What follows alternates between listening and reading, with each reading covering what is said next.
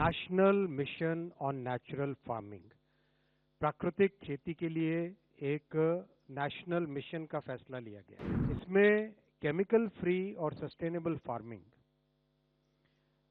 एक मिशन के तौर पे लिया जाएगा और 1 करोड़ किसानों को इसमें कवर किया जाएगा। 1 करोड़ किसानों को इसमें कवर किया जाएगा। आप सब जानते हो कि किसानों के लिए प्रधानमंत्री श्री नरेंद्र मोदी जी की एनडीए सरकार हमेशा किसानों के कल्याण के लिए, किसानों के वेलफेयर के लिए प्रतिबद्ध है।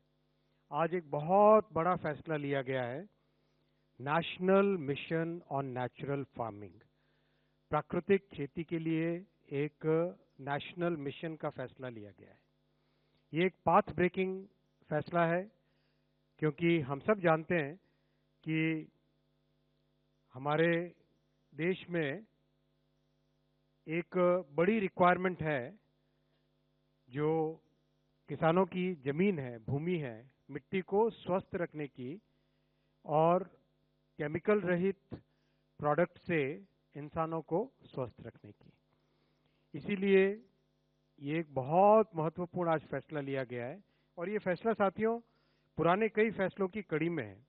अगर आप देखो जून के चुनावों के बाद में, मई जून के चुनावों के बाद में मोदी जी की तीसरी टर्म में आने के बाद में किसानों के लिए एक के बाद एक कई बड़े फैसले लिए गए।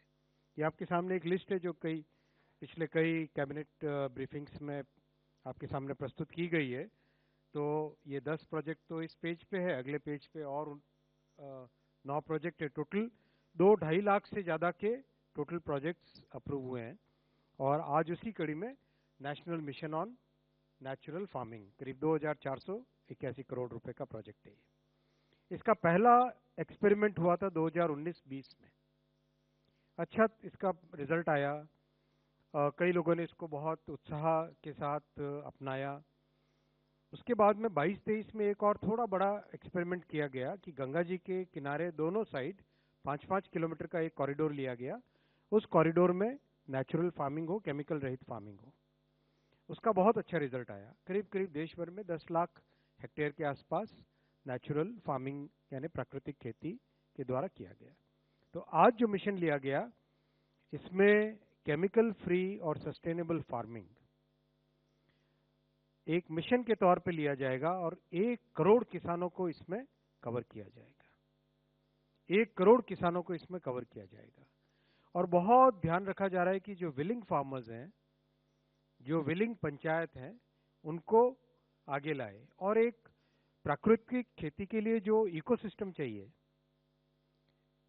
वो इकोसिस्टम पूरा तैयार हो जाए, वैसी व्यवस्था इसमें मिशन में की जा रही है। ये 6 ऑब्जेक्टिव्स हैं कि नेचर के आधारित, प्रकृति के आधारित खेती हो, एनिमल हस्बेंड्री, पशुपालन और खेती दोनों इंटीग्रेट हो जाए, एक का प्रोडक्ट दूसरे के लाभ दे और पहले का दूसरे के लाभ, मतलब खेती का प्रोडक्ट जानवरों के लिए लाभदायक दे और जानवरों के जो भी काउडंग है वगैरह, उन सब का उत्पादन किसान खेती में उसका उपयोग हो।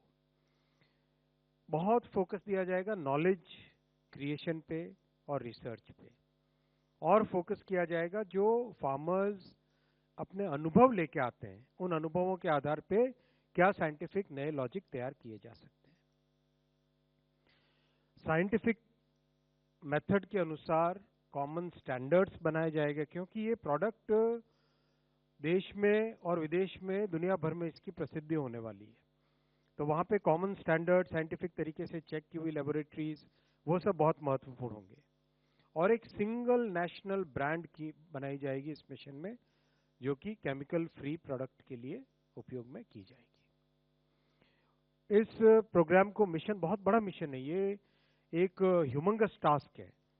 इसको करने के लिए बहुत प्लानिंग की गई है, इम्प्लीमेंटेशन स्ट्रेटेजी पे बहुत ध्यान दिया गया है।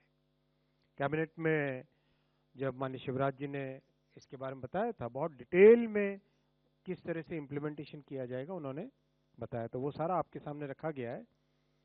किस तरह से पंचायत, कृषि विकास केंद्र, फिर हमारे एग्रीकल्चर यूनिवर्सिटीज, इन सब को उपयोग में लिया जाएगा। कृषि सखियों का इसमें ट्रेनिंग की जाएगी और जो ट्रेंड फार्मर्स हैं उनको इसमें आगे और दूसरों को ट्रेनिंग देने के उपयोग में लाया जाएगा। ऑनलाइन डिजिटल प्लेटफॉर्म बनेगा। फिर बायो इनपुट्स के जो रिसोर्स सेंटर्स बनेंगे वो कैसे होंगे, उसमें क्या मिलेगा, किस तरह से उसमें प्रोडक्ट की क्वालिटी पे ध्यान दिया जाएगा। कई इंस्टीट्यूशनल स्ट्रक्चर्स भी बनाए जाएं, जैसे अंडर ग्रेजुएट कोर्स चालू करना एग्रीकल्चर यूनिवर्सिटी में, जो नॉलेज है उस नॉलेज बेस को पूरा एक जगह समाहित करके सबके उपयोग में आए वैसा करना। इन सब चीज़ों का ध्यान में रखा गया है। और जैसा आपने देखा, टेलीकॉम हो, सेमीकंडक्टर हो, सब जगह आज यूनिवर्सिटीज़ को इंडस्ट्री और सरकार के कार्यक्रमों के साथ एक इंटीग्रेटेड तरीके से जोड़ा जा रहा है। इस मिशन में भी कई यूनिवर्सिटीज़ जुड़ी हैं, जो 7-8 नाम आपके सामने यहाँ पे रखे हैं, जो देश के कोने कोने से हैं। साथियों, एग्रीकल्चर के बाद में नौजवानों के लिए, स्टूडेंट्स के लिए जो बहुत बड़ा एक कार्यक्रम आज लिया गया है वो है वन नेशन वन सब्सक्रिप्शन। हम सब जानते हैं कि रिसर्च के लिए बहुत जरूरी है हाई क्वालिटी पब्लिकेशंस।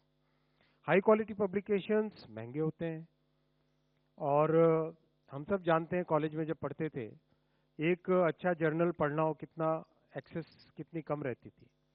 इसलिए प्रधानमंत्री जी ने इसको एक नए स्वरूप में डाला है कि क्यों ना हम सभी यूनिवर्सिटीज अपने रिसोर्सेज को पूल कर ले, कॉमन करके जितने विश्व प्रसिद्ध जर्नल हैं उन सबको खरीदें, उनका सब्सक्रिप्शन करें और उसके बाद में देश भर में जितने भी हमारे एजुकेशनल इंस्टीट्यूशंस हैं उन सब में वो उपलब्ध हो जाए।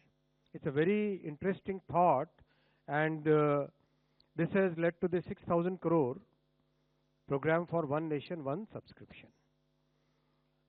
इनिशियली इसको लिया जाएगा गवर्नमेंट के, सेंट्रल गवर्नमेंट और स्टेट गवर्नमेंट के एजुकेशनल इंस्टीट्यूशंस में फेज 1 में, उसके बाद में दूसरे हायर एजुकेशन इंस्टीट्यूशंस में और फिर देश भर में इसका प्रभाव आएगा। कई जो ग्लोबल पब्लिशर्स हैं वो ऑलरेडी ऑन बोर्ड हो गए हैं। ये सारे के सारे ऐसे पब्लिशर्स हैं जो कि विश्व प्रसिद्ध पब्लिशर्स हैं रिसर्च एंड डेवलपमेंट की फील्ड में। जो पायलट प्रोजेक्ट किया गया उसका रिजल्ट आप देखिए। अगर किसी भी पैरामीटर पे देखें कितने यूजर्स बढ़े पायलट प्रोजेक्ट के बाद में, कितने बेनिफिशियरी बढ़े, कितने जर्नल के टाइटल्स आए, और किसी भी पैरामीटर पे देखो तो कहीं डबल हो रहा है, कहीं पे 1.5 गुना हो रहा है, कहीं पे 50% बढ़ रहा है, कहीं 60% बढ़ रहा है। तो एक बहुत ही इसका अच्छा अनुभव आया पायलट इम्प्लीमेंटेशन में।